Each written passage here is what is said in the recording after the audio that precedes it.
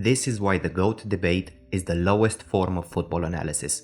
If you ask people in the 1930s who the best footballer ever is, Leandro Andrade's name would probably have come out quite a lot. The situation is similar with Puskás, Platini, Pele, Maradona, Cruyff, or Messi. However, what most people would have been able to do up until recently is acknowledge the brilliance of others, even if they were not their favorite. If you were to make the argument that Johan Cruyff was the greatest of all time because of the way he influenced football on and off the pitch now, an army of fanboys will descend upon you, pitchforks sharpened and torches lit to tell you your ball knowledge is -5 despite their main source of football being highlights and memes. Alternatively, if you mention the names Pelé or Maradona, people will say it was too long ago and football is now better and therefore their favorite player is better. This, however, is the fallacy of these people's arguments. Football is better nowadays, undoubtedly, which means the opposition is better, but what people forget is that everything around the players is better as well. They play on pristine pitches, they get trained and regimented to within an inch of their lives, they have near perfect nutrition, the sports medicine keeping them fit is cutting edge, and the game itself is regulated and standardized. In the past, a player, brilliant as he was, had to navigate lesser opposition, true, but his tools were lesser than today's others as well.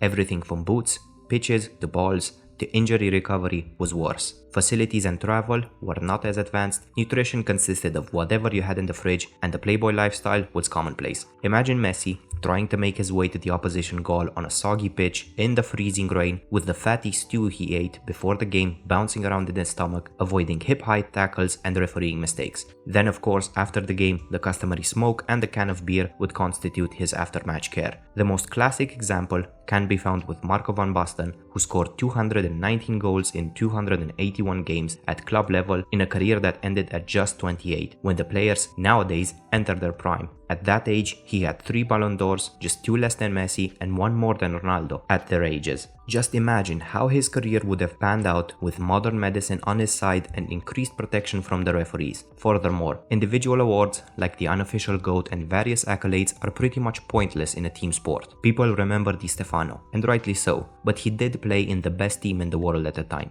With limited scouting, one can imagine that other players of a similar caliber and talent simply went unnoticed and had normal careers in average teams, especially as club loyalty was much more commonplace back then. Footballers don't exist in bubbles, and comparing a flawed and chaotic Maradona with a near robot like Messi feels unfair, seeing as Messi played for one of the most dominant teams in the world, whereas Maradona decided to go to Napoli. Ultimately, whether you agree or not, the beauty of football is not in telling your mates your favorite player is better than theirs. It is in the game itself, played by a team. Let me know in the comments if you agree with my arguments, and if you like the video, please consider following and liking for more content like this. Thank you.